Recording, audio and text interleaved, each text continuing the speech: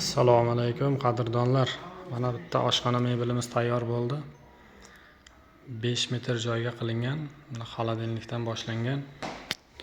Bu taraf birinchi moyka qo'yilgan xolodilnik yonidan. Tagidan mana alohida chelak qo'yilgan axlat qo'yishga. Tepasida mana sushilka qo'yilgan. Keyin bunga yana led qo'yib berganmiz. Sensorlik teginsa o'zi yonadigan. Bu yerda gaz plitamiz o'rtaga joylashgan. Tagidan tortmalar qoshiq uchun hammasi tortmalarga tandem mexanizmi qo'yilgan. Ishlash juda ma'qul. Yonidan yana kargo qo'yilgan ikki tarafiga. Shkaflar balandligi baland bo'lgani uchun ikki qator polka qo'yilgan. 3 ta yacheyka. Buni yonidan mana duxovka joylashgan, mikrovolnovka.